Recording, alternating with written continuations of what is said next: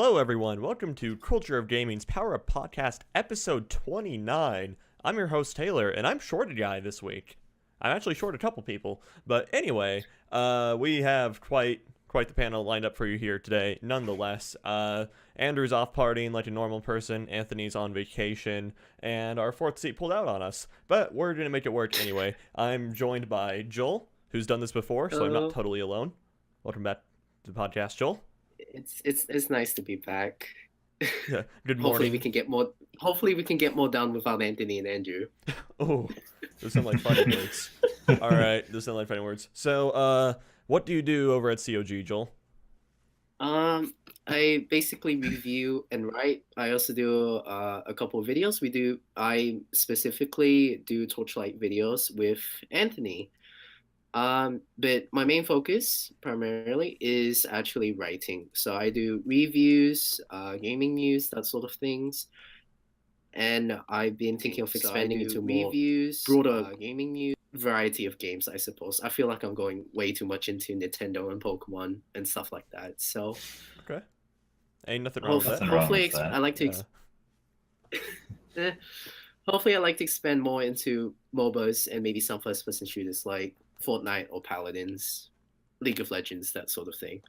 Okay, cool. All right, and what have you been playing lately this past week or so? What have you been into? Fortnite, League of Legends. Okay. as I said. As outlined above. All right, well, we are glad to have you back. So, Omar, you're new here. How's it going? Hello. Yes. Yeah. It's going well. Yeah, first time on the podcast. What do you do here at COG? Yeah, I'm an editor here. I also do a little bit of writing, but majority editing. Okay. All right. Yeah. Do we have any interesting articles coming up that you've edited lately and just waiting to be pushed out? Maybe give the people some teases? We actually have a review coming up for the Jurassic World game that's just come out recently. Can't remember the full title, but yeah, pretty much it's like a park builder type game. It's pretty neat. Well-written article coming up soon. All right. Very cool. And then what have you been into this past week? I've mostly been playing some Captain Toad and Bomb Chicken. Okay, how's Captain Toad? It's a pretty good game. It's if you've played it before on the Wii U, it's exactly the same as the Wii U version. But yeah, it's like each level is like a contained little puzzle box, and I don't know if you notice, you can't jump in the game, so you have to use ladders and elevators and all other kinds of contraptions to navigate the stage, since Toad is a very dense, small man. But that's one way to put it. Okay. He makes his way through. Yeah, it's a weird. When you're falling off of a ledge from a high place, it's just like there's a loud thud when you hit the ground. It's just like, okay, so small. How is he so heavy? All right, cool. Is it worth the $60 price tag, do you think? It's actually $40. Oh, okay. Is it worth 40? In that case, yes, I'd say it's worth it. If you've played it before on Wii U too, they removed a couple of the stages, and the stages that they removed were like Super Mario 3D World stages, and they added in a couple based on Mario Odyssey. Okay. The ones that they removed that were based on 3D World were pretty much just the 3D World stages, except they added ladders in so you could get up to higher places where normally you would jump. Okay. It didn't really feel like it added as much, whereas the Odyssey stages, they're based on worlds from Odyssey, but they're something completely different that just have like a few little features here and there that you'll recognize from the Odyssey levels. All right, awesome. And Joel, did you have something to chime in with there? Yeah, no, I was just gonna quote something from Game Theory, where you're like Toad is really small and dense, and I'm pretty sure Game Theory found out that like the Mushroom Kingdom, the gravity's several times more, well, dense, heavier, I suppose, more powerful than Earth. So interesting. That could be the reason. Okay. Thinking it could have been his little helmet or his headlamp, all that extra gear that Captain Toad has compared to regular Toads. Maybe he put on weight over the winter as well. Yeah. Could be. Yeah. There are a number of factors that contribute to Toad making the thud noise. It sounds adorable, though. All right, maybe always looking for something new to play on the Switch, so maybe I'll give it a check out. Though, speaking of playing on the Switch, my past week's time has been occupied with WoW and Octopath Traveler, and that's pretty much been it. So, yeah, Nice. we got the pre-patch for Battle for Azeroth in WoW on Tuesday, whatever day of the week that was. That would have been the 17th of July, and it's been all right so far. It's been all right. It's game was borderline unplayable for a couple days for me, but anyway, yeah. All right, moving right along. Octopath Traveler, it's great so far. Play it for like an hour or two every night before I go to bed. Nice. Yeah, it's great. Love it. True dedication. Yeah, it's great. Love it. I've All heard right. a lot of good things about that one. Yeah, so we are, of course, with cultureofgaming.com. That is the main site that you can find us at. We have a Facebook community group that you can join, facebook.com/cultureofgaming. We have a community Discord that you can also join, interact with a lot of the staff at COG, and also ask us questions about the inner workings of COG, etc., etc., etc. Link to that is not only below in the Twitch info, and it's also on the main site. So we just have a one-click link. It'll open Discord application, and you'll join the server and be like, hey, guys, how's it going? Awesome. And then twitter.com/cog.net, Instagram, Culture of Gaming, YouTube, Culture of Gaming. We're trying to hit 100 subscribers on the YouTube channel so that we can get an awesome, just shortened URL. If you just type in Culture of Gaming on YouTube, we'll come right up as a channel. Then finally, Twitch, twitch.tv/Culture of Gaming. If you're hearing my voice, you are there right now. So yeah, that's all that stuff. Or on the recording on YouTube. Don't forget that. Yeah, that too. All right. So the audience, you guys as audience, of course, feel free to ask us any questions about what we're talking about or any other things you'd like to bring into the discussion in the Twitch chat or on Twitter. If you hit us up on Twitter, even while we're doing the show right now, we'll be sure to get to that question. Or, of course, on the Culture of Gaming Community Discord in the podcast questions section. You can ask your questions as we're live right now, and asking us stuff gets you auto-entered into our monthly giveaway. So, yeah. And then we'll announce the giveaway winner at NetSuite's podcast. So make sure you get your questions in, because that'll be the last one for July. All right, so moving right along into our gaming news. Joel, how about? All right. What do you got for us? All right. I'm in the hot seat. So basically, a couple days ago, Microsoft released their revenue for last year, which was $10 billion, which or was it 10.5? I'm pretty sure it's actually 10.5 to be more exact. Okay. Which is basically higher than what Nintendo earned last year, which was currently at 9.7 billion, if I remember correctly. Okay. Though it's less than Sony, which is at 17 billion currently. All right, so let's get a little bit more specific here. So with Microsoft, is that just their gaming division, or? Yeah, this is their gaming and service division specifically, and then which was, if I find the stats for it, a 39% increase in the actual revenue. Largely credited to the Sony Xbox statistic. Live and Game Pass. Sorry, what was that? The Sony statistic is for their gaming division as well, right? Or I would assume so. I believe so. Okay. that's what it says so far. So yeah, which I think is actually really impressive. Obviously, because you know how I feel like Microsoft has been given a lot of crap recently. Ooh, nearly swore there. So yeah, I just thought that was really interesting, especially since I'm looking forward to see what Microsoft's going to do. Currently, there's no recent plans, I believe, for AAA titles. They are, however, buying 4 different studios and planning to do AAA titles for each of them, I believe. So sometime maybe in over a year, we'll get those games. So yeah. Okay. All right. So first thoughts coming into this, Omar, what do you got?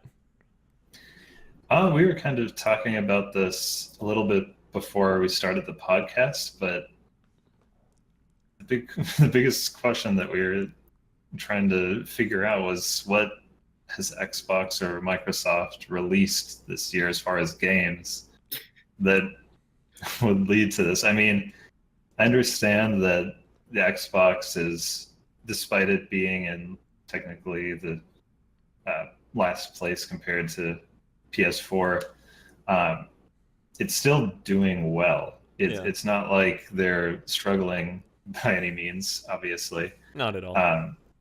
But yeah, it just seems odd to me that they're able to get here when they're not really making anything except consoles. Yeah. But good on them. Yeah. All right. So it's like, I think it's kind of a testament to the volume of Xbox Ones that are probably out on the market also. Because even if they're not releasing like major AAA games or something, or haven't lately or whatever, it's like portions of people will buy like some of the games that come out, and the same portion of people won't buy another portion or whatever. But all of that just kind of adds up and adds up and adds up into Microsoft's revenue. And then also, I'd imagine what's factored into it is the games that are on Xbox, but can also be bought from the Windows Store also. So like your Halo Wars 2, etc. I actually just thought also that probably includes Xbox Live then, and Game Pass, which is probably a huge thing for them over the last year. Oh yeah, that's true. Yeah. So what are your guys' thoughts on like the Game Pass thing? I think that as long as they continue to support it and internet around the rest of the world is able to kind of catch up to where it needs to be to support a service like that, yeah, it's a good way to go. The only thing that concerns me about it is then you never really own any of your games. Yeah. It's just such a big change from really just gaming, how gaming has been forever. And it's like what they were trying to do originally when the Xbox One released, and everyone was up in arms about it. And then comes out now, and they're like, "Oh, great! Can't wait to try out Game Pass." Yay! So Yeah. I don't know. I feel like as long as they maintain what they've been doing as far as releasing all of their first-party games on there, and just providing a stable service, it'll probably end up being fine. Okay. So Omar kind of touched on a pretty good point there, Joel, and that is, when the Xbox One was first being marketed and announced and released and everything, they pitched the idea of the Game Pass, and people were like, "Oh no, what the hell is this?" or whatever. But now, we look about 5 years later, and everyone was like, "Oh yeah, Game Pass is pretty cool." So do you think Xbox has gotten better at communicating what exactly it was, or do you think the Game Pass idea may have got lost back then over all the other fiascos with like the Kinect and always on stuff? Well, first things first, I don't actually know that much about the Game Pass at all. It was actually because I don't actually use Xbox or stuff like that. Okay. So well, obviously, since the revenue has increased, so I'm going to assume that yes, it probably has. Okay. All right. That's fair enough. I'm legit surprised that Nintendo is slightly behind Microsoft, to be honest. Because, all right, so that was the revenue for 2017, right, Joel? Did I? Yes. Okay. 9.7 for Nintendo. Yeah, just about 300 mil behind Microsoft there. And I mean, Nintendo had an absolute killer year in 2017. They had the Switch launch, a lot of good first-party games to go with it, and everything, et cetera, et cetera. I haven't seen any news about this, but I don't know if Nintendo is still selling Switches at a loss. I don't know if they were ever actually selling Switches at a loss. I just know that most console manufacturers, like the first couple of years, they're selling their consoles at a loss. So that might have something to do with it. Okay. But, yeah. All right. So all fair enough. So Microsoft certainly not going anywhere anytime soon. It's not like they're in trouble. 10 billion surplus is solid numbers, and then Sony's just all the way up there. Oh my gosh. Yeah. Oh man. All right, so Omar, you actually got two things for us, although they're both trying to touch on stuff. So let's talk Yeah. about. We did see Crash Bandicoot lately, and it looks like there's another person returning to us. How about you talk to us about that? Yes, we also have this little purple dragon guy called Spyro coming back. He's a little known character from the PS1 era. Many people know about him, but he runs around on four legs and breathes fire like most dragons do. Yeah.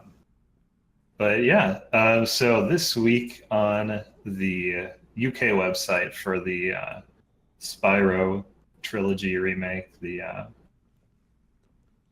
Ignited trilogy collection, Yeah. they kind of accidentally put up some versions of the game, or in a pre-order list, some options were there that they haven't announced yet. Like they had the PS4 and Xbox One versions, which were already announced, but then they also had the PC version, and for some reason they had the Switch version listed twice. Both or all three of which have not been announced yet. Okay. There have been a lot of rumors, and there was another leak previously. I can't remember exactly when, a couple months ago, before the collection was even officially announced that it was coming out for all these consoles. Yeah. So they're just doing a bad job of keeping the secret. That's pretty much the gist of the story. It's just kind of funny that it had Switch listed twice there in case people had any doubts that it was going to come to Switch, since after Crash ended up coming. It's got a point to hone in, Yeah. just to double check. It's like we are for sure putting it on the Switch, right, guys? It's like yes, we are. We are for sure putting it on the Switch. Doing it okay? twice. Yeah.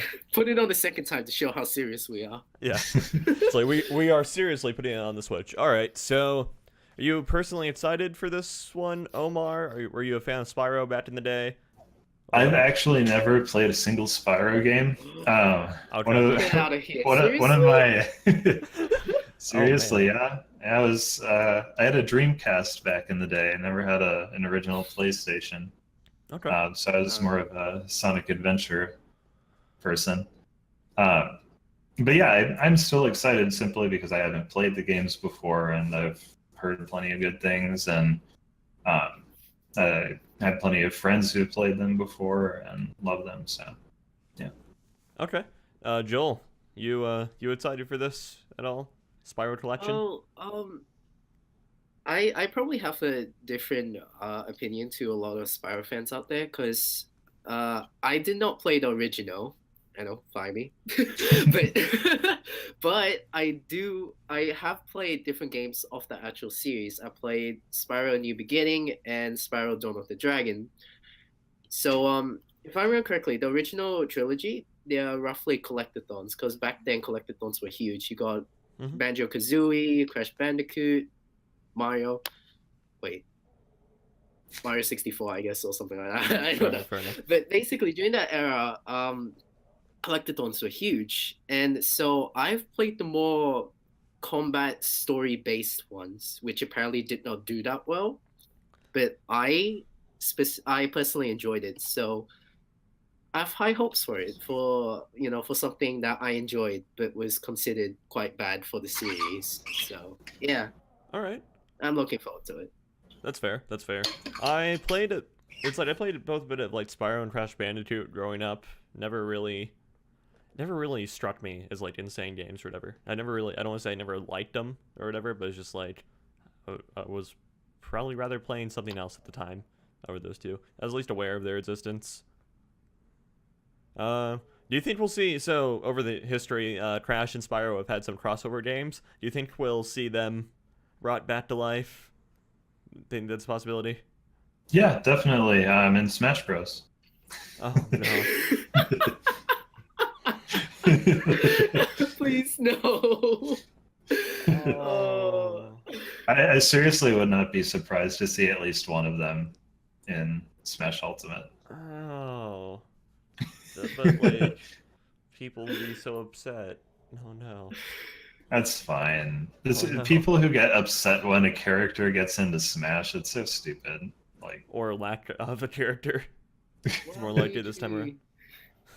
it's like I don't want people to be happy about this thing that we're getting. Yeah. It's like, all right. All right, and then Konami effed up again.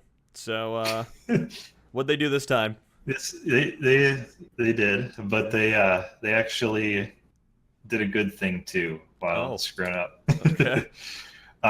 So there was this PT for PC. It's pretty much if you've never heard of PT before. Quick backstory is just it came out on the PS4 as a demo for Silent Hills, the game that Hideo Kojima was working on that ended up getting canceled by Konami when he was ousted from the company. And then Feels bad. Man. Konami pulled that. Yeah. Yeah. Konami pulled down PT from the PlayStation Store, and people are selling their PS4s on eBay and everything for ridiculous amounts of money if they had PT on them.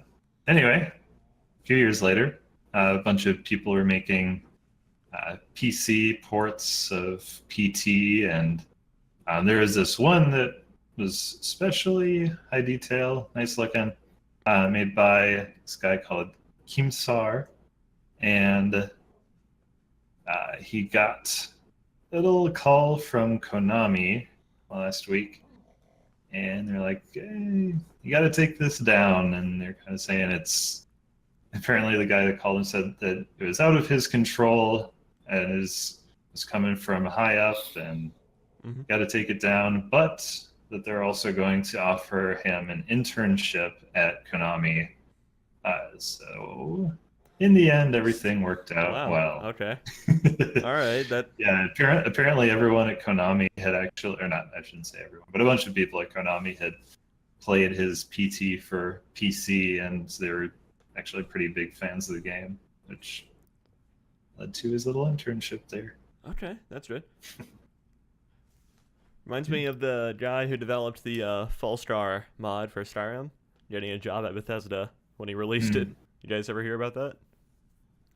I think I have heard about it. I never really read any stories about it, but all right. Yeah. So for those of you who don't know, a couple of years ago there was this massive mod for Skyrim called Fall Star that basically this dude worked on pretty much by himself. Like he did a bulk of the designing and all the design, like the work and everything for it, outside of voice acting and whatnot. It added like a solid maybe extra 24 hours to 36 hours of content to Skyrim, and it was like this new place, and it could have been like a Bethesda DLC easily. That's how nice this thing was. Okay, it was really cool. And so it's like, yeah, he worked on it for a while, and then yeah, he released it onto Skyrim Nexus as a mod, and then he promptly applied to Bethesda and got a job as a designer. Okay, that's pretty good. Yeah. It's nice to have these kind of stories, Yeah, heartwarming stories. Well, looks well. Yeah. especially from Konami after their recent history. Yeah, right? Yeah. So, Joel, do you think everything's right in the world here, or what do you think? Well, no one was sued, no one was fired. Yeah, Sounds like a good story. yeah, it sounds But great. yeah. Thank you, Konami. Yeah, and phase 1 of the Konami Redemption arc begins right now. Phase 2 is when they reveal that Death Stranding is Metal Gear Solid Zero. Oh no, I've seen that theory before. It's terrible. It's a lot. Yeah, it's a lot. All right, so yeah, my news topic I got two words. Yeah. All right, so I have one, of course, but landed the fourth seat, so I'll bring up the other one that he was going to bring up, but because he can't make it, yeah, he's not here to introduce it. Anyway, so mine, personally, is Octopath Traveler becomes the best-selling third-party Switch game. If you watch or listen to the podcast last week, you know how hyped I was about this game. And, yeah, and now, a week later, it's already become the best-selling third-party title on Nintendo's Switch. Awesome. Amazon is sold out for a while, so it was probably GameStop.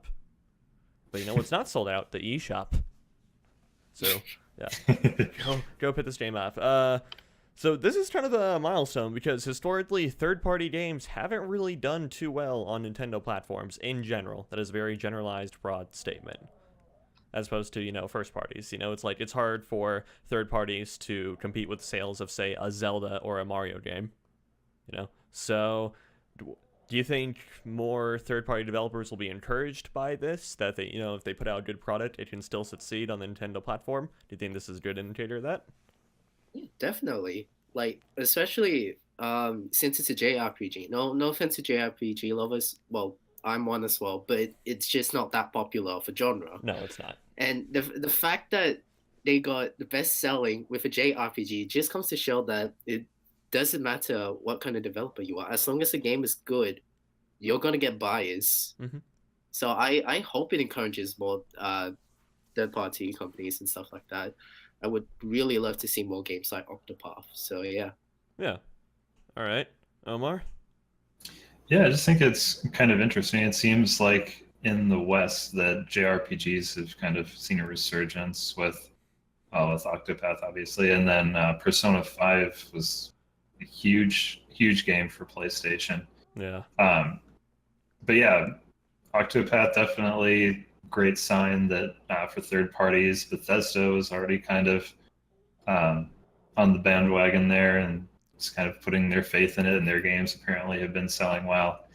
And just all I've really heard in news stories and just in general from third parties is just that they love making games for the Switch. They love putting their games on the Switch because they sell it really well and they get a ton of money. Yeah. Nintendo's very fair in their contracting deals with it, and the Switch is super easy to develop for. And of course, everybody wants to be right next to Mario and Zelda on the eShop. Yeah. There's always that little nostalgia factor there for them. Right. It certainly doesn't help doesn't hurt your game to be, sat right up there next to Link or anything. Mm-hmm. So, yeah. All right. So this point was kind of brought up a little bit. It seems like, because you mentioned Persona 5 and there also, Omar, it seems like lately, within the past couple of years, a lot of, maybe niche isn't the correct word, but a lot of more like Japanese audience-centric games have been succeeding a lot more than they would, say, like 6 years ago. Rise of the Weeb. And the West. And I was making a joke like that also. It's like, so it's like, are the weebs just rising and taking over here, or what do we think's going on? Do you think West is becoming more open to these sort of things, or? I feel like, at least with Persona 5, it definitely helps that it was on PS3 and PS4, or really just even PS4 alone, since there's such a large install base. And I can't remember exactly what else came out around the same time as Persona 5, but I don't feel like there were many other games that were coming out around that time, which definitely helps. But yeah, just other niche games like Fire Emblem as well is another one that's been growing rapidly in the US. The mobile game, I feel like, has kind of been helping with that a bit. I think besides Pokemon Go, but that's more Game Freak Niantic. But I feel like from what I've seen that Fire Emblem Heroes on iOS and Android is pretty consistently one of their big money makers on mobile. Okay. So it's just bringing in kind of that more casual fan base to something that they probably wouldn't have heard of regularly. All right, cool. All right, Joel, the weebs are rising. The weebs are rising. I actually don't think that's the reason, though. That was more of a joke. Okay. That's true. I don't think the genre has anything to do with like more people getting access to it. I think it's more what's the word? Accessible? Okay, I'll just think that the more probable reason is because those games came out. So like Persona 5, Octopath, those games were good, and that got people interested. Because I know there's a lot a lot of Japanese style games out there, especially new ones. It's like constantly being dished out every single month, Yeah. yet none of them get recognition, even like in Japan either. So I'm thinking that it's just specifically those games that grab a lot of attention because they're good. So it's not the genre, but the quality of the games that came out All right. Yeah. recently. Because Persona 5 is a very good game. Oh, Regardless yes. of whether or not you're into the genre or not, it's a very good game. There's no really, defeating that one. Octopath Traveler, regardless of not whether you're into the genre, it's also a very good game. Final Fantasy 14. Also a very good game. It's that's the MMO, right? Yeah, that's Okay, the yeah, MMO. I've played it, even though I don't remember the name. It's all right. It's all right.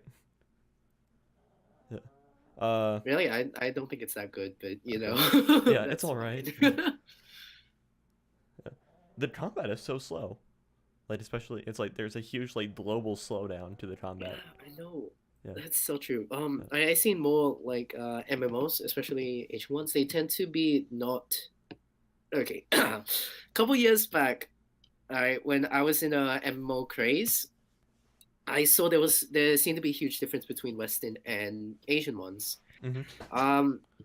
Apart from World of Warcraft, because that was like the OG MMO. So Right. basically, I seen Western MMOs take more of an approach where they want the game to be more skill based. Mm-hmm. So you got WildStar or Oh yeah, that one exists. Terra, where it's a lot of Rip, by the way. aiming, sort of dodging as well, that sort of thing. So it's truly reliant on not just your stats, but your actual skill as a player. While Asian ones, they tend to be less skilled and more directed towards stats, grinding. Yeah, very grind fest. There's the Yeah, the what kind Korean of- MMO grind fest stereotype that exists. So yeah, that kind of thing. Basically, what items, how you use your skills. Mhm. So I just see that as a complete difference between both of them. Yeah. So this Yeah. this kind of leads into a bigger discussion for me. I've been playing WoW quite a bit the past couple of weeks, and it's like with the Battle for Azeroth pre-patch. For those of you who don't know, Battle for Azeroth is the next WoW expansion. We got the pre-patch, which effectively means the expansions here were just locked out from most of the expansion's content until it actually releases later in August.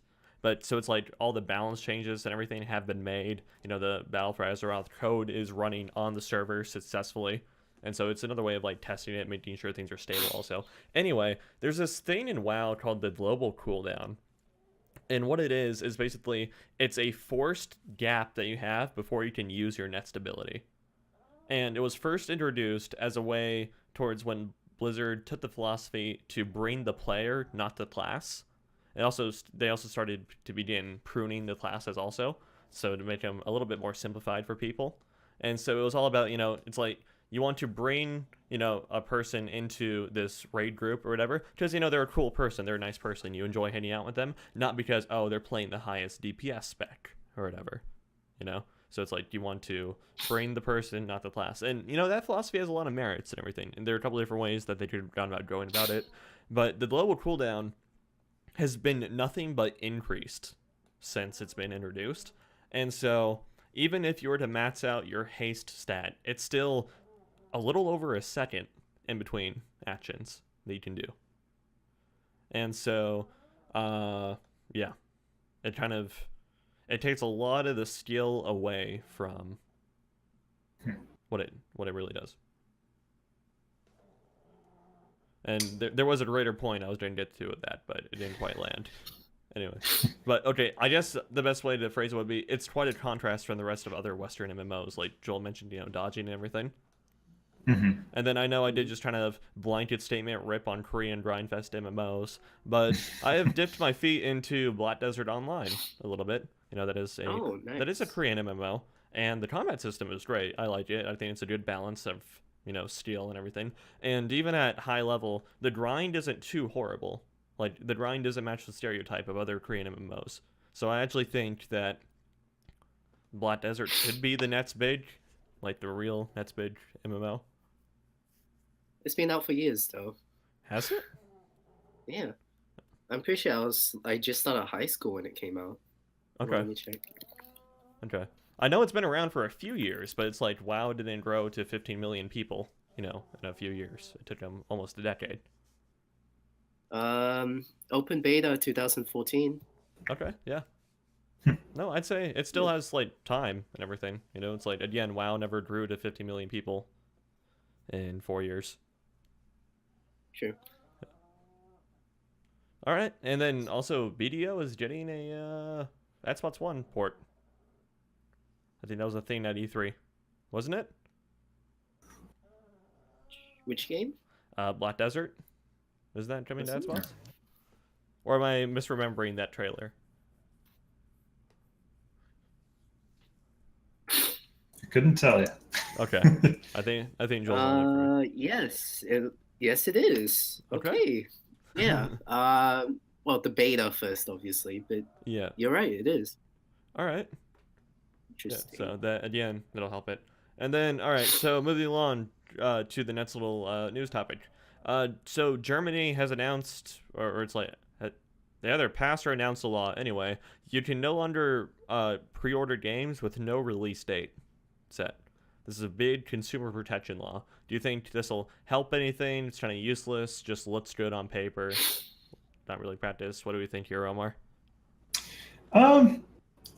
I mean, I can see where they're coming from. At the same time, you kind of know what you're doing when you're pre-ordering a game.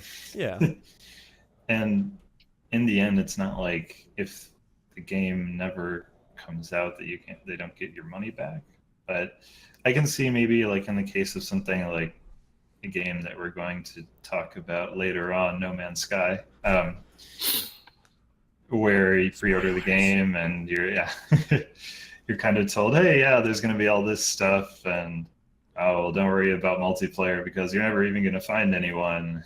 Yeah. But multiplayer is going to be in the game, and then you find someone the first day, and there's nothing that you can do Like, to interact with other players. But I feel like those cases are not very common in gaming. Okay. They definitely occur from time to time. I was looking at another article about this this law that they're going with in Germany, and it's apparently in response to I believe it was one of the Samsung Galaxy phones. They had some issues with it, but so it's not just video games, but just anything in general that you can pre-order. You need to have. Yeah. And the weird thing is too that they said you have to have an official date, which I don't really understand that part of it. Yeah. But like, if you have a date versus if you don't, how does that change what the product is? But, what is also another important point to bring up here is like what's preventing a company from saying, oh yeah, this is our date or whatever to comply with Germany law, right? And then just pushing it back like a week before. It's like, yeah, sorry, we need another month or whatever. You're right. Yeah, it's like, so it's just like arbitrarily setting a date that they know they probably can't hit just so that they can get pre-orders in, and then oops, we delayed it. Oops, we have to delay it. Joel, what do you think? I just want to quickly ask, do they actually need the official date, or do they need the rough estimate? Because you know how trailers are like this year or this summer, this fall, that kind of thing. Mm-hmm. Does that fall under the law? Do you guys know? I don't know. That seems like a decent edge case, though. Because I'm thinking, right? Because for first things first, I didn't even know you could pre-order games without an official release date of any kind. Oh, yeah. So I just assume that most people wouldn't pre-order something that does not have a release date, because you could be buying something that will come in like 5 years for all I know. Star Citizen? You're right, yeah. Star Citizen. Major vibes there. Yeah. I don't know. Go ahead. I was just gonna say, in the case of Star Citizen, it's not 5 years; it's more like 500. But yeah, maybe my grandkids will play Star Citizen. Maybe. Yeah. I don't really know. All right. G-Man Films in the chat says, "Good on paper. Time will show how effective it is." Yeah, that's fair. So yeah, very interesting to see how that plays out. I wonder if this will spread to the rest of the EU also, because as of right now, this is just a German law. If Germany has anything to say about it, Yeah, it'll it spread. will. I think I think if the law actually shows like some promise, there's potential that EU would take it up. Okay. Is this really an issue that needs addressing? Like, do we think this is a big enough issue? Because, like, Joel mentioned when he was talking, that's like, I didn't even know you could pre-order games without a release date. It's like, do people really do that? And it's like, you can. Well, yes, I don't I could really have been know. living underneath a rock my whole life, so we don't know about that. I mean, that's fair. I pre-order amiibo that don't have a release date yet. So. Okay. There's that Shovel Knight trio I'm still waiting on that says December 31st, 2018 or 2019 maybe. Who knows? Yeah. Okay, that's another also kind of a point we're gonna placeholder dates. Yeah. Like that. Do we think that counts under the German law also? I wouldn't think so. I'd assume it would have to be a date officially announced by the developers or publishers. Okay. It'd be interesting to see also if Germany ramps up this law, like developers or publishers rather, because they're the ones who would handle this. We need to like show the German government, hey, we have like copies being manufactured here type thing, slated and like shipping out at this date, slated for on the shelf this date type thing. I wonder if they'll expand the law to require that or whatever, like rough plans. That would make more sense. So then you couldn't do what you were just saying, where you set a date and then, oh yeah, we need to push it back a little bit. Yeah. You just keep doing that over and over again. Yeah. All right. So, if no one else has anything to add to this topic, then I think we can move on from gaming news. All right. Goodbye, gaming. Yeah, goodbye, gaming. And all right, so because we are still in the new Power Up podcast format, I'm going to say it for the next few episodes just until people really get used to it. We did like 25 episodes before changing it. So still trying to need the word about it. There. I was really surprised that we're doing movie and anime news. Like when I saw that, I was like, yeah. Yeah, so COG is doing a site. We should be called Culture of the World rather than Culture of Gaming. COG is gonna keep expanding. COG is doing a site overhaul relatively soon. Once we scrape up the money together and everything. Because development is expensive and whatnot. Takes time, takes resources, just like all things in life. I heard some rumors that I may be promoted to the cooking and food editor. Yeah. For Culture of Gaming. Yeah. So I thought you were gonna be like the chef. I'm like, can I order something from you from like Uber Eats or something? Yeah. Just like text you, send food from America. Yeah, It'll be here in 2 days. Well, we will, of course, always remain a gaming-centered site. That's what 90% of our content will revolve around and everything. With the new site redesigning everything, we plan on covering like the major stories of movie news and anime news also. And the reason why is because, especially, there's so much like entertainment and movie news out there that there is a strong overlap between the gaming audience and certain genres of like movie audience and whatnot. So it does make sense to cover portions of movie news. And same with anime also. There is definitely a high percentage of people who are gamers that also watch anime. So, dipping our feet into that. And so to kind of add on to what will eventually be the COG redesign and the content coverage coming out of there, into the podcast, we're baking in one topic of movie news and one topic from anime news. So first up is movie news. James Gunn, little known director. I'm sure no one really knows who he is or has seen any. Who's that? Huh? Yeah, I couldn't tell you, man. You ever watch a movie called Guardians of the Galaxy? I guess there are two of them. Did you know that they made a second one? I thought the first one flopped. I didn't know it was huge enough to make a second one. And like Iron Man and stuff, that whole MCU. Well, you see in the those Disney movies. Yeah, those Disney movies. Yeah, did you know that they're in those also, and like they're teaming up with Iron Man and Spider-Man? Yeah, did you know that? All right, I think Joel just. I don't know about that. I think Joel is about to die.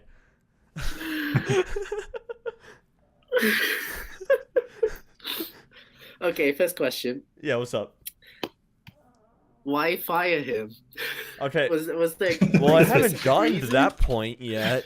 I haven't gotten there yet. All right, so Wa- James Gunn, Was this the whole like another Edgar Wright or a Josh Whedon thing maybe?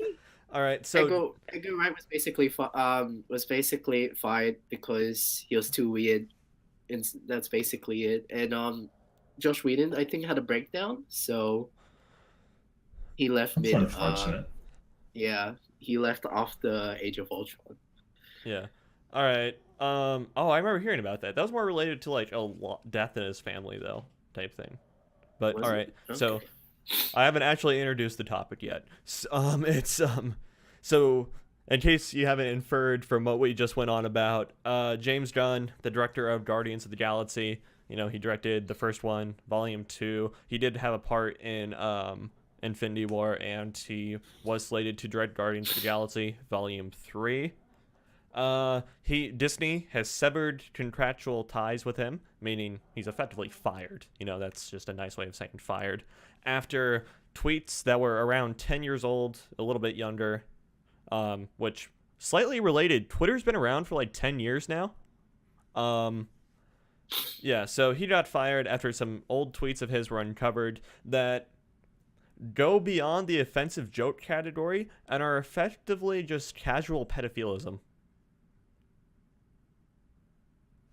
And I guess what had happened is there were around 10,000 of these tweets, which he used Twitter a lot. Oh my god. 10,000 of these tweets that when he was in discussions with Disney to for contracting and everything, he hired a company to basically scrub his Twitter, so make it a little bit more squeaky clean because he's going to become a public image, public Twitter, or a public figure, so to speak. People would know his name a lot more.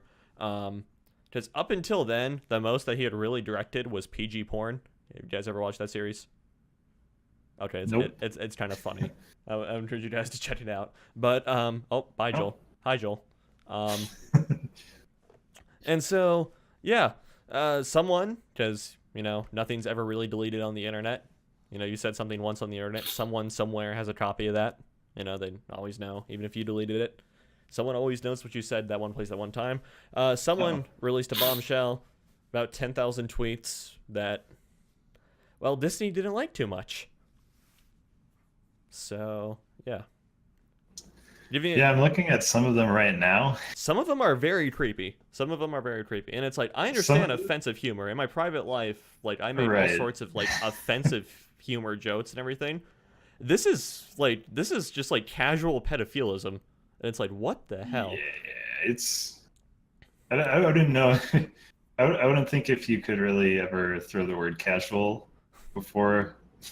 Well, I mean, it's there's so many of them, and it's he's always so nonchalant about it in the tweets also. One of them, this is one of the more lighter ones, he compares the water pressure of a hotel shower head to a 3-year-old urinating on his head. I'm not laughing at that. Yeah, it's just so you understand how Disney, a child-oriented company, wouldn't like this? Yeah. Yeah. The weird thing is too that it's all of these tweets are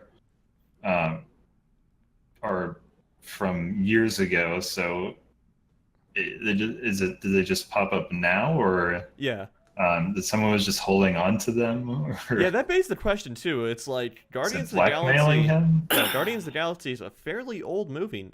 I say fairly old. It's in internet years. It's kind of up there. It's been around a while, and so it's his name has been a big figure for a while. So it's someone was holding on to these for a while, and just it's for whatever reason decided to drop them right now. Maybe he was pissed off about what happened in Infinity War, I don't know. But yeah.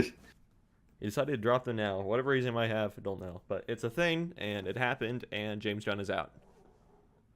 Yeah, either way, they're very, very disturbing. I assume most of this is just kind of joking. I wouldn't think that he's actually a pedophile. But it's still just unfortunate that all of these tweets exist. You said it's 10,000? Yeah, It's around 10,000. 10,000 of those ones. Jeez. And I think the most disturbing part about this whole thing for me is how specific some of the tweets are. Like, specifically a 3-year-old, urinating on my head. Which, is like, does that imply he knows the distinction between, like, a 2 and 4-year-old? It's like, oh yeah, this is specifically a 3. From his other tweets, he seems to be depicting 3-year-olds as over and over again, like, tell your 3-year-old kid that this. I don't want to say it because it was really weird. Oh, I know which one you're referring to. Yeah, okay. I think he just has something to do something to do with 3-year-olds or something like that. Oh my god, what the hell am I looking at? Yeah, some of these, yeah. So, do we think it was right for Disney to have cut ties, even though he didn't? It's like, I hate to say an argument can be made for either side, but anyone can argue anything. The primary arguments against Disney firing him are, it's like, okay, he clearly tried to clean his image up. It's like when under contract with Disney and everything, and it's, at least as far as we know, it's like nothing horrible has come out about him as he's been under contract with Disney either. So do we think it was reasonable for Disney to fire him, or you can go first. Yeah, I definitely feel like, obviously I don't know him personally, but I feel like people do change, and I don't really pay much attention to James Gunn's Twitter, but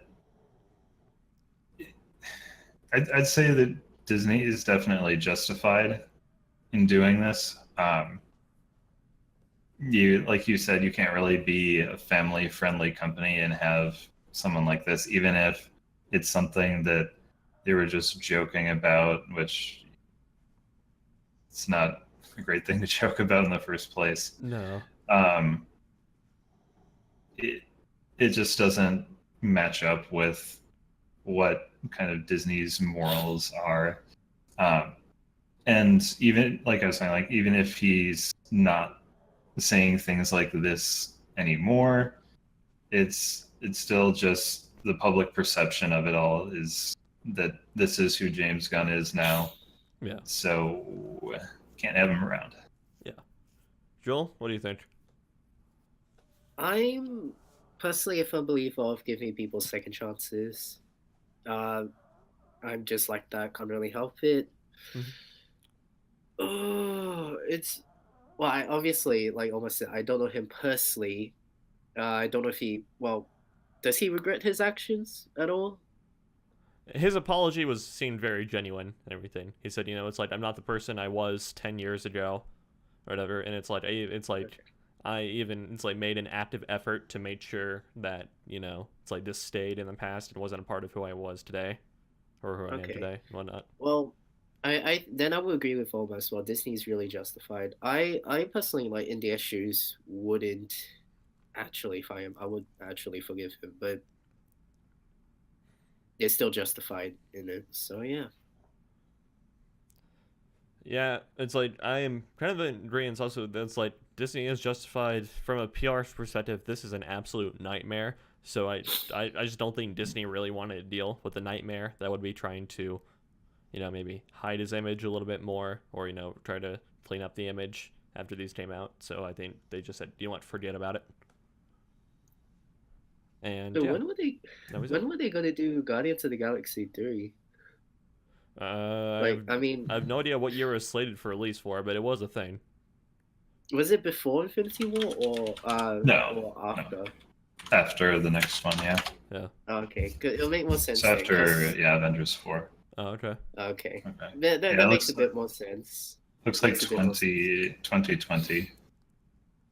When did we get Avengers 4? Next year. That's May. Oh man. 2019. Yeah. Because I remember specifically in Infinity War, it was pretty much referenced that they only saved the galaxy twice, so they haven't done it a third time, so they can't set it before Infinity War.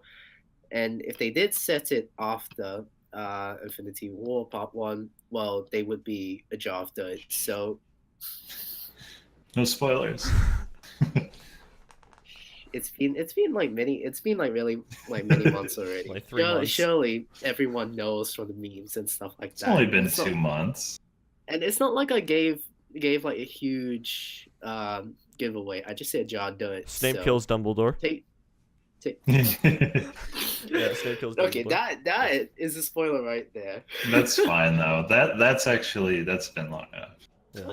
I said a jar of dirt. That could be interpreted anyway. That was like a small hint, nudge, nudge to people that actually knew like what actually happened. But Sure. people who ever watch Infinity War, they're not gonna think anything that like they're gonna think, what do you mean Yeah. by a jar of dirt? Yeah.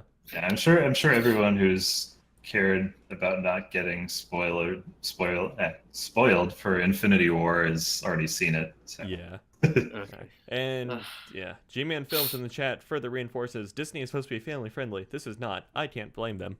Yeah, it's like really can't. Yeah. Yeah. Yep. All right, so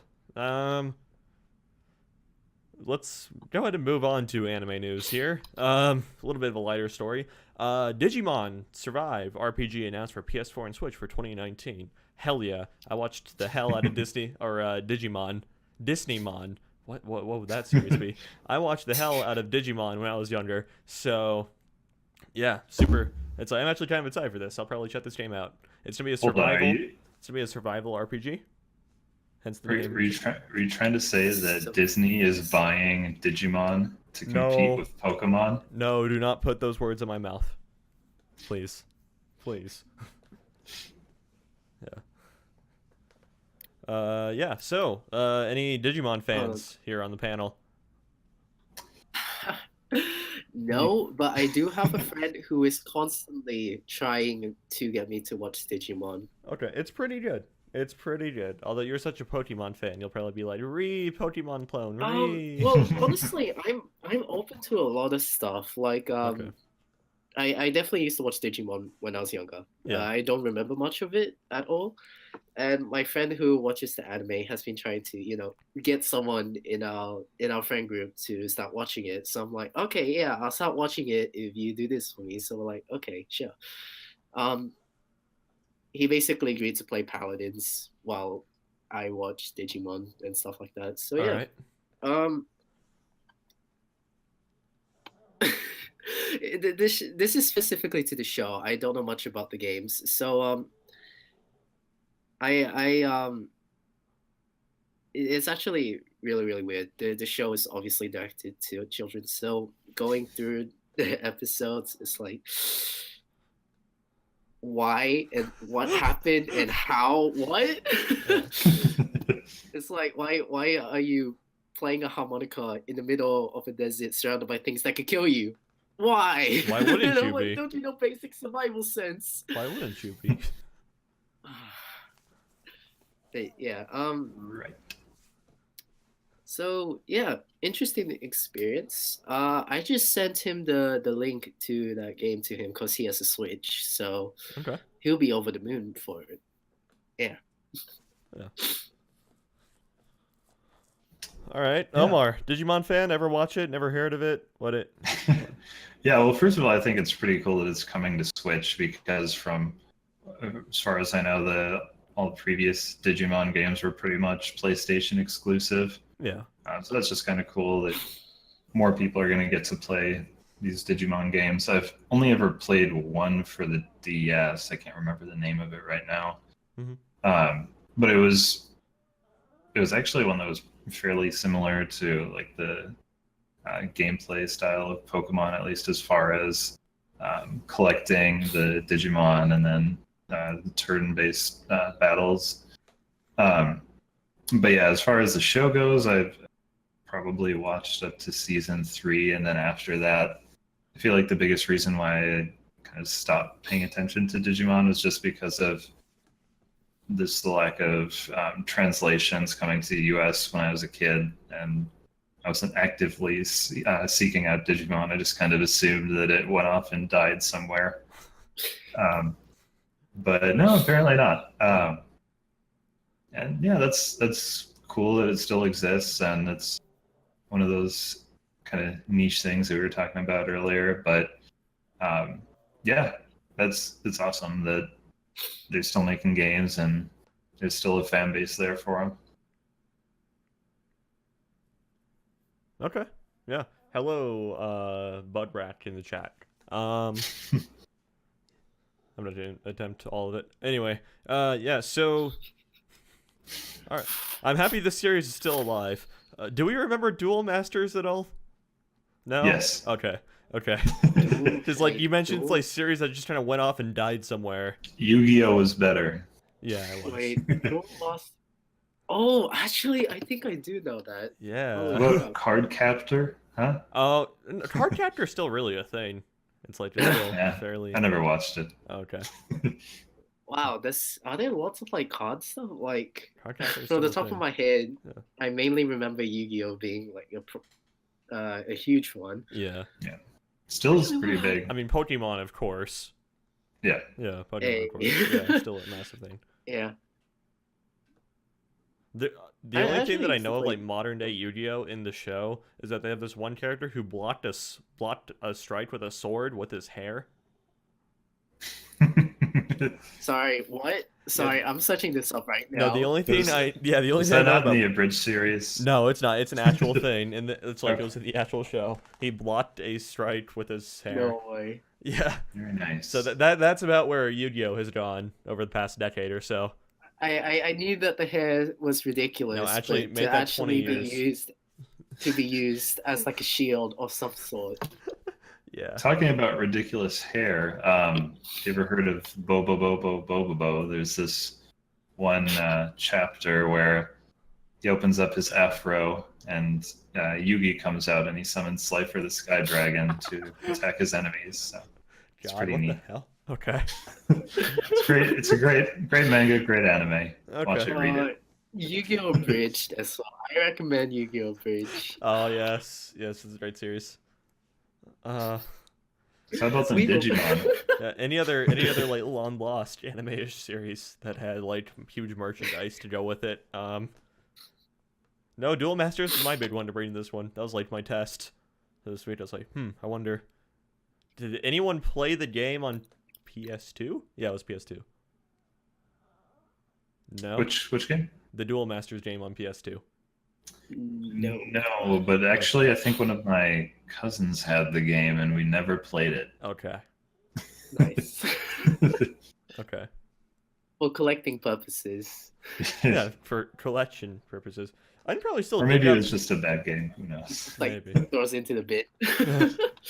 That's a bargain, but maybe I can just go. I'd probably go into my garage right now and find some old Duel Masters card. Nice. Yeah, Oh wow. I don't know. I collected them a little bit when I was a child. Yeah. I actually I had Yu-Gi-Oh cards when I was a kid, and then I gave them off to some. I can't remember who I gave it off to. But then during high school, my friend group were playing Yu-Gi-Oh, and I'm like, Yeah.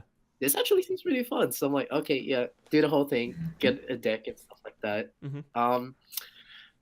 When our group were like, all right, let's try get back into it. All right, so like, okay, let's do it. I later found out that my deck, Ghost Streaks, Mhm. cannot be used. Basically, their whole premise is they're face down, right? Once per turn, they Mhm. can be put back face down. And Yeah. what I do is I constantly put my enemies' cards face down. And then I keep them there and I attack them directly as long as they're face down. Link cards, the new types of cards and stuff like that can't be put face down. So I'm like, what's Oh. the point? Yeah. What's Aw. the point? Rip. How did kill an they went entire from- deck they went archetype in from one? average to useless. So yeah. Yeah. Yeah, Six Samurais are where it's at, though. You see, it's like when I kind of have a similar thing where it's like I played it a little bit as a kid, and then in high school, my friends and I tried to like got back into it a little bit or whatever. And then it's like when I was thinking about getting into it, I did a little bit of a Evil Swarm deck.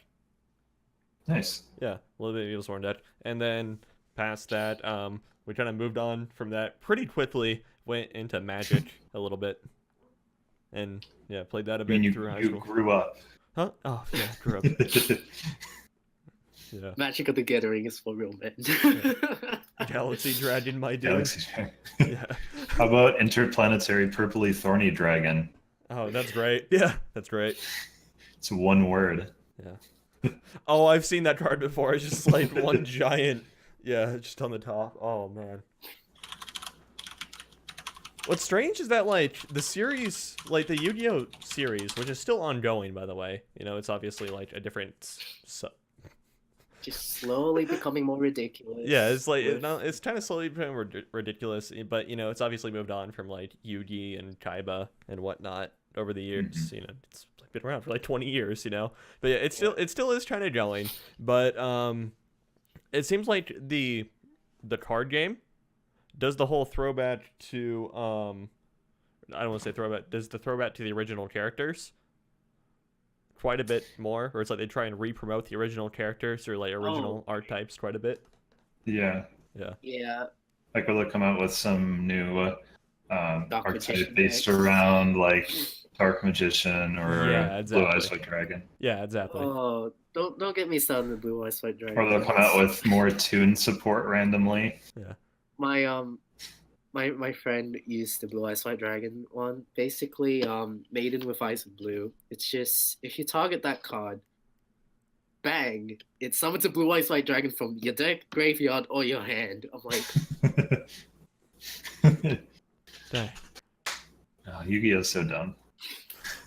Man, stupid kids card games. Damn. Exactly. Right.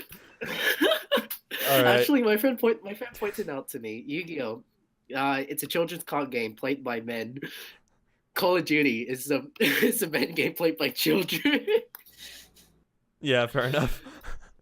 Yeah, okay. All right, so Great moving. point. Huh? Yeah. All right, so yeah, the original point of all this was Digimon has a new game in the works. It's a survival RPG coming out in 2019, PS4 Switch. If you're fans, go check it out. I'll be waiting to hear more information on this personally. All right, Buy games. some Yu-Gi-Oh cards too. Yeah, buy some Yu-Gi-Oh cards, kids. Get your kids into a trading card game. They don't have money for drugs. Yes. Oh. Exactly. Yeah, all right. So, games releasing this next week. No Man's Sky and the Xbox One. Apparently, the game's kind of good now. Apparently, they've updated it. Apparently, it's come a long way. Apparently, it's kind of good now. All right. Mega Yeah, Man. supposedly there's also an update coming. I believe the same date as the Xbox One release. Yeah. Supposed to, I haven't looked too much into it, but it's supposed to actually enable the multiplayer features that they had promised 2 years ago. Now. Oh, cool. So yeah, that's All right. good. That they actually stuck with it.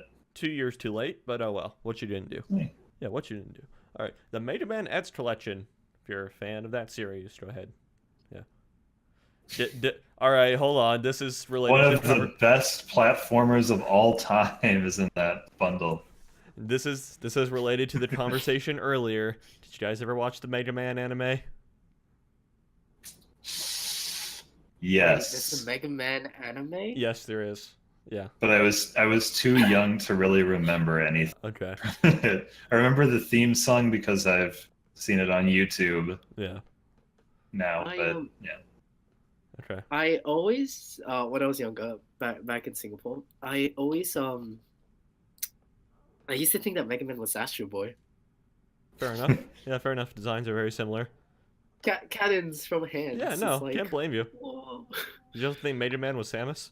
Does he know cannons for hands? No. Okay. No, Don't No. you mean Metroid? Oh man, that's right. I Yeah. had no idea who Samus was back then. I just used to think that Mega Man was just when Astro Boy decided to put on a blue suit.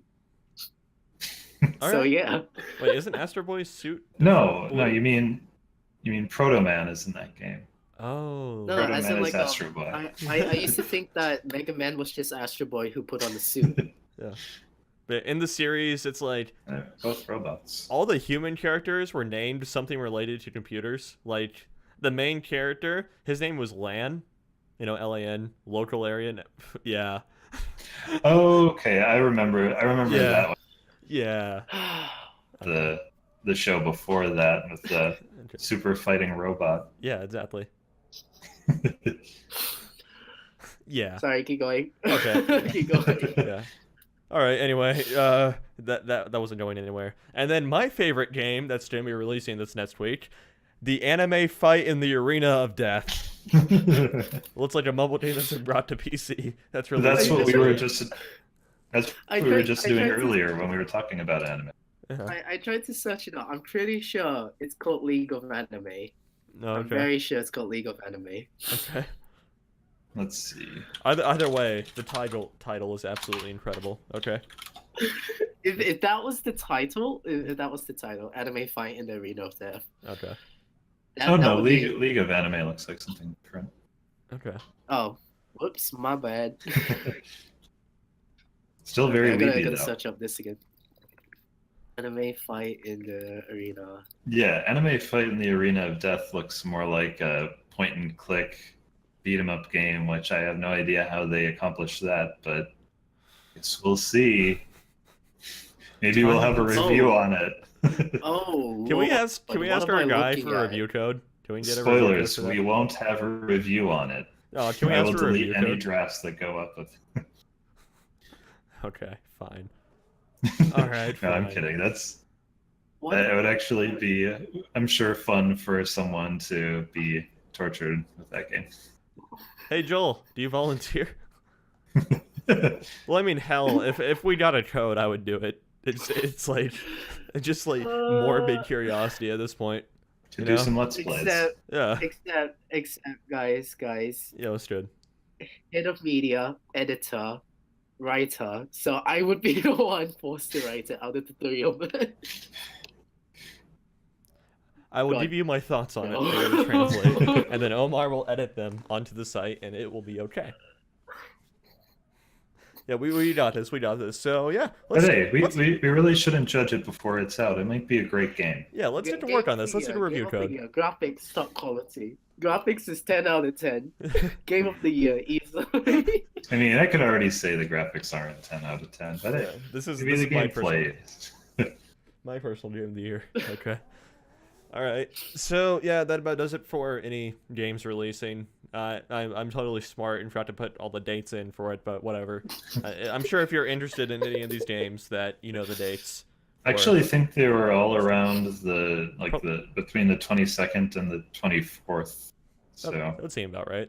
Tuesday, late Tuesday-ish seems to be a pretty solid window to release games.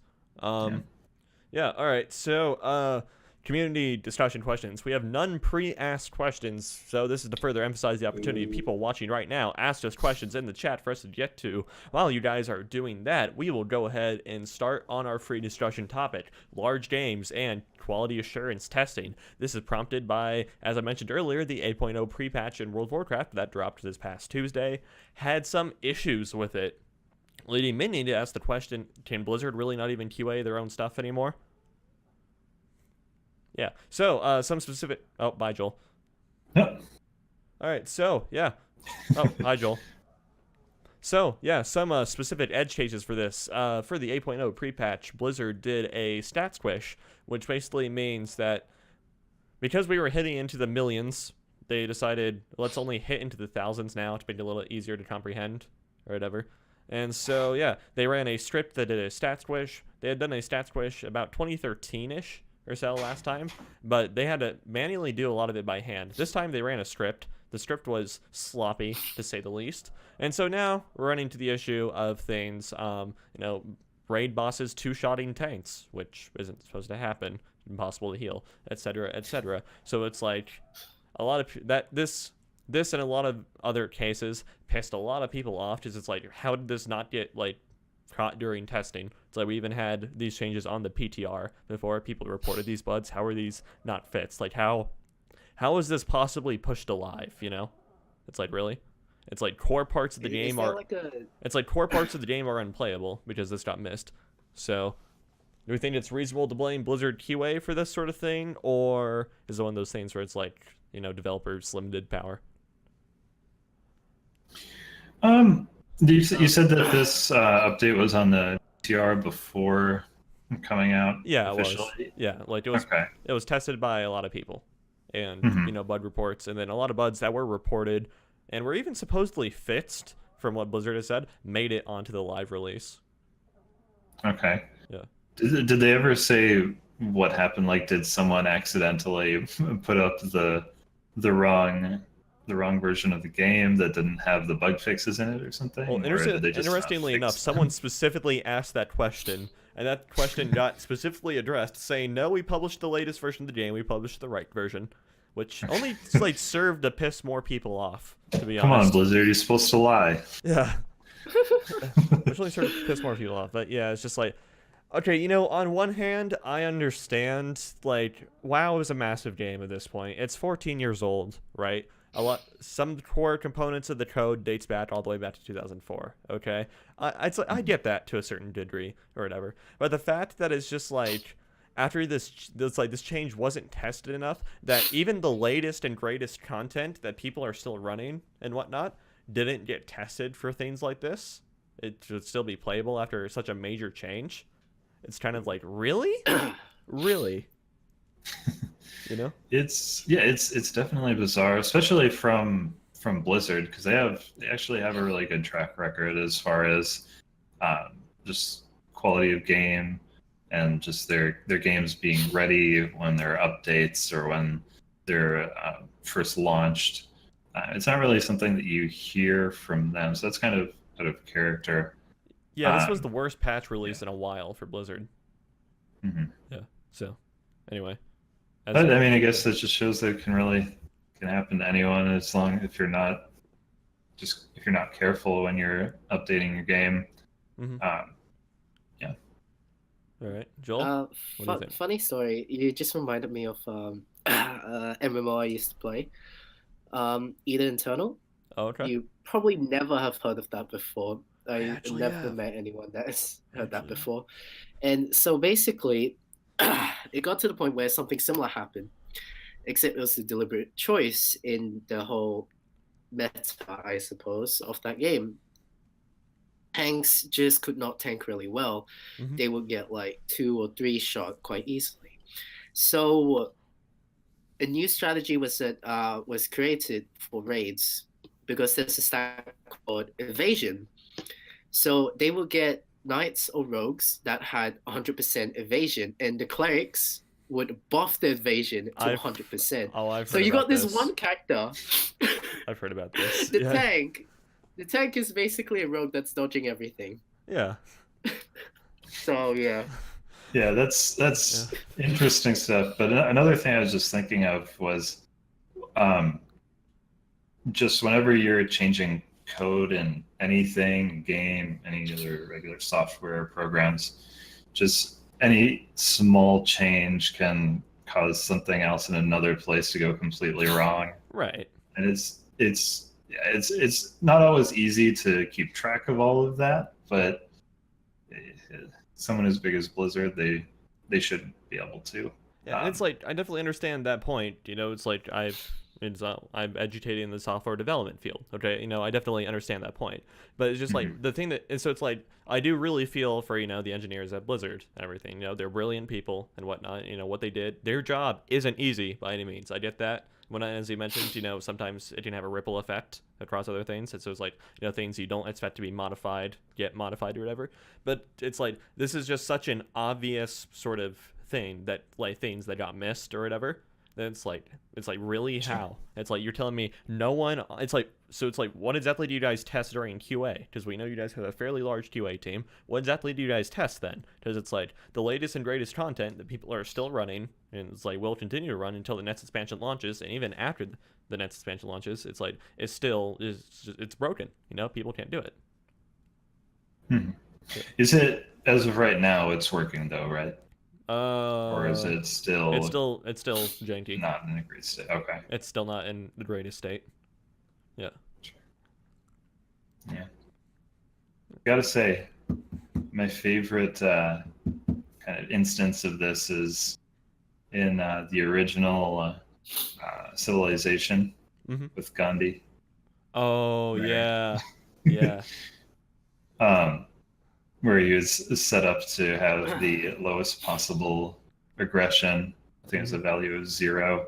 Yeah. But then whenever you made a move that made it to lower his aggression even more. It went into the negative area. Yeah. It would automatically go to the other side of the spectrum, and you'd start nuking everyone. Yeah.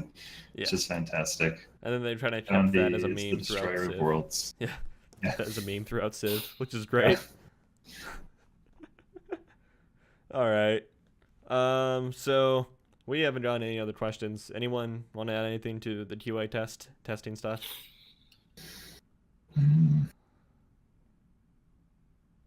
I mean, these kinds of things happen all the time. It's really just a matter of how you respond to it. Yeah. And it's like they have pushed out hotfixes every day, trying to like alleviate some of the issues. A lot of it has been fixed, to be fair, but it's still just like some of the more obvious things are still glaring issues, etc., etc. So They just need the Overwatch meta to be fixed right now, though. what do you mean? Apparently it's really, really unbalanced, Overwatch. Yeah, I heard a lot of rumors like actually I don't specifically know which characters, but basically it's just really unbalanced. Like damage dealers just destroy everyone. There's no point in having a tank. That sort of thing. Yeah. I mean, fair, Blizzard balance hasn't been great for years. Like WoW was an up and coming esport also with its arena scene and whatnot, but like so many balance changes over the years just kind of killed that whole scene. And recently there's been a resurgence, but yeah, it's like Blizzard balance has been horrible for years. Across all games too, not just World of Warcraft, but like StarCraft, especially in the 2013 era of StarCraft.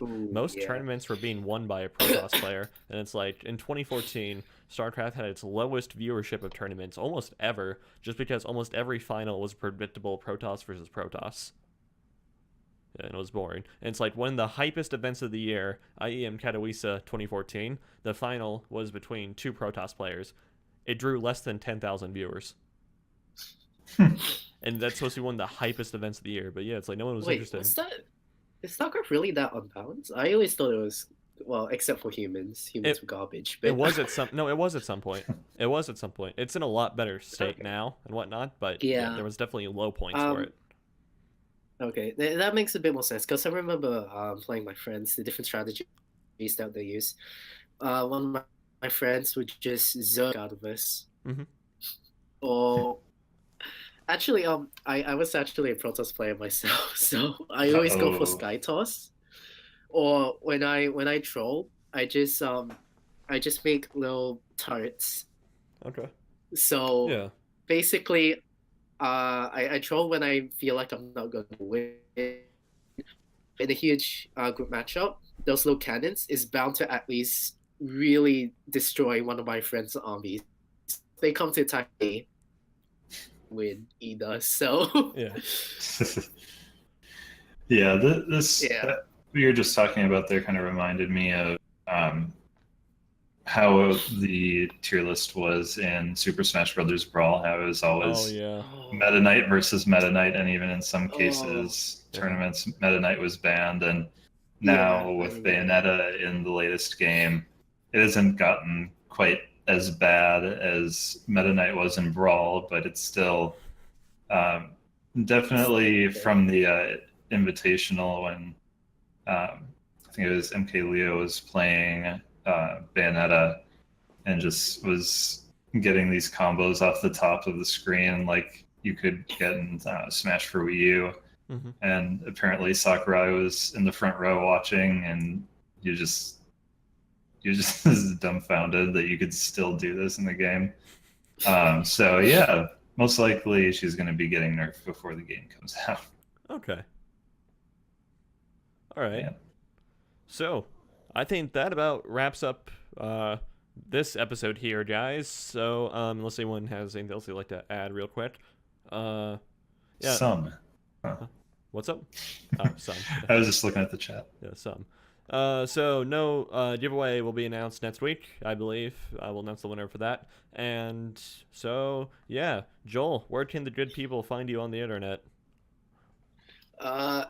As usual, Cultural Gaming, Joe Yap. Okay. You can find me there. I also do fanfics and write stories under HK Glensid. So that's capital H, capital K, capital G, LENSCID. So you can check out some of the stories that I write and stuff like that. It's not like smut, right? It's No. okay. Why do you... No. That's Okay. what all fanfics are, didn't you Yeah, I know? am come on. pretty sure you asked this last time I was on the podcast. Yeah, I probably And did. It's a running joke. I also says it is not. Okay. What I try to do is more try and input like psychology into it. All right. Like how I develop my characters and stuff like that. I try and make it as realistic as possible. And because I'm actually quite garbage at writing, but I want to Oh. get better, which is why I'm doing it. So yeah, be sure to check it out. All right. Very All cool. right. All right. Very cool. Omar, how about yourself? I am in a house right now. That's where you can find me. Oh. Okay. Yeah. But if you wanted to, you could also find me on Twitter. It's my first two initials and last name Okay. at OB Okay. So I have a little Jigglypuff winking from my little picture. Jigglypuff is so cute. Oh, Oh. yes, it is it's the melee Jigglypuff. Oh. Okay. Like one of the cutest ones. Until too. Jigglypuff murders you in Smash. So Oh, it's man. it's best Jigglypuff, of course. She's halfway through her taunt. Oh. She's Okay. winking. Yeah. Yeah. Okay. The new Super Smash, the actual final Smash is Jigglypuff like becoming huge, isn't it? I think Yep. so. Yeah, I think so. Yeah. Something like that. Well, she's the balloon Pokemon, so she just expands like a balloon. She also sings things to sleep. I thought that was already strong enough. You know? She also falls asleep inside of the other fighter's character model, and then they go flying. All right. Because that's what rest does in Pokemon. It's a ton of damage. All right. What? No one does it. I was so confused when you're like, Like, wait a minute. What? Wait a minute. All right. You can find me at Infurious_Elicon on Twitter. I'm pretty sure it's that. I checked it beforehand, but I'm barely on that thing. And that's pretty much it. And then other than that, you can, of course, find me here. All right. Yeah. Thank you guys for watching. We will be back next week with episode 30. It's going to be Oh, boy. hype. Okay. It is going to be hype. So we will see you guys next week.